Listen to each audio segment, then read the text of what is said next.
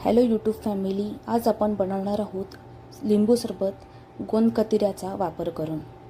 तर यासाठी मी सब्जा आणि गोंद कतिरा 8 तासासाठी भिजत ठेवणार आहे।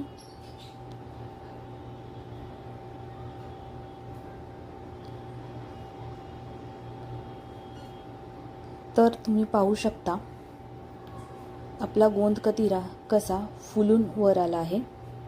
गोंद कतिरा हा डिंकासारखाच दिसतो, पण पाण्यात टाकल्यानंतर तो फुलतो।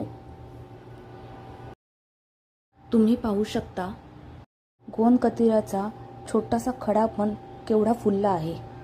मी सजेस्ट करेन की 3 ते 4 लोकांसाठी सरबत बनवताना तुम्ही एवढ्याच गोंद कतिऱ्याचा वापर करावा। आणि आपला सब्जाही चांगला फुलला आहे। आता आपण लिंबू सरबत बनवून घेऊया। त्यासाठी मी जवळजवळ 3 ग्लास पाणी घेतले आहे। त्याच्यामध्ये मी 3 वाट्या साखर घेतलेली आहे। तुम्ही पिठी साखरही वापरू शकता।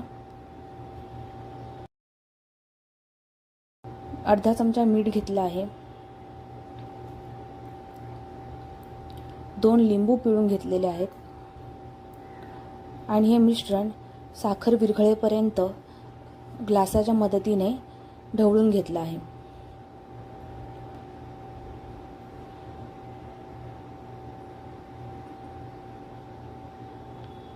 तुम्ही पाहू शकता साखर अशी पूर्णपणे विरघळलेली आहे।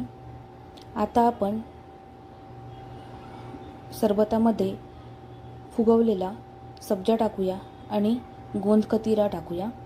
हे दोन्ही पदार्थ एवढे थंड असतात की त्यामुळे आपल्याला बर्फ टाकायची गरज लागत नाही, किंवा ज्यांना बर्फ बाधत असेल त्यांनी बर्फ नाही टाकला तरीसुद्धा सरबत थंड लागतो। तर तुम्ही हा गोंद कतिरा कधी खाल्ला आहे का ते कमेंट करून नक्की सांगा। जर तुम्हाला पाहिजे असेल तर तुम्ही याच्यामध्ये पुदिनाही टाकू शकता, त्याने सरबताचा थंडावा अजून वाढतो।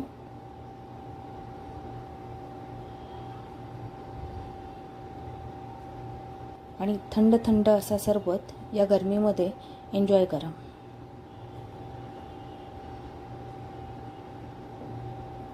Thank you.